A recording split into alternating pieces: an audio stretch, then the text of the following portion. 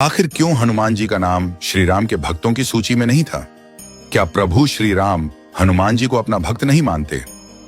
एक बार नारद मुनि भगवान श्री राम के द्वार पर पहुंचे। वहां उन्होंने देखा कि द्वार पर हनुमान जी पहरा दे रहे थे। नारद जी जब अंदर जाने लगे तो हनुमान जी ने उन्हें रोकते हुए पूछा, मुनिवर कहां जा रहे हैं? नारद जी बोले, मैं प्रभु से मिलने आया हूं। इस समय प्रभु क्या कर रहे हैं? हनुमान जी बोले, पता नहीं, पर कुछ बही खाते का काम कर रहे हैं। नारद मुनि जब अंदर गए तो देखा कि प्रभु श्री राम कुछ लिख रहे थे। नारद जी ने पूछा, प्रभु आप बही खाते का काम क्यों कर रहे हैं?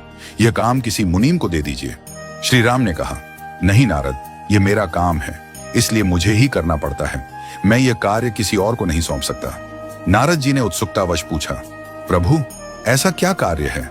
इस बही खाते में आप क्या लिख रहे हैं? श्री राम बोले, तुम क्या करोगे जानकर?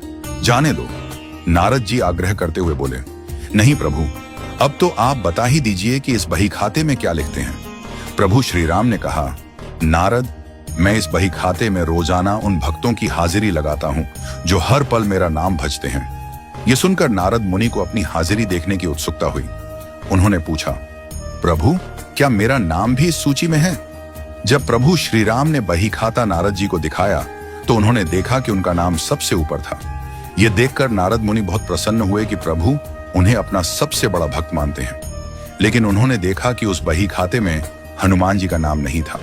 नारद जी सोच में पड़ गए और बोले, हनुमान जी तो प्रभु के सबसे बड़े भक्त हैं, फिर उनका नाम इसमें क्यों नहीं है? क्या प्रभु उनका नाम लिखना भूल गए? नारद मुनि हनुमान जी के पास गए और बोले, हनुमान जी, प्रभु श्री राम के बही खाते में सारे भक्तों के नाम हैं, लेकिन आपका नाम कहीं नहीं है, जबकि आप भी तो हर पल प्रभु श्री राम का नाम जपते हैं। हनुमान जी मुस्कुराए और बोले, मुनिवर नाम जरूर होगा, आपने शायद ठीक से नहीं देखा होगा।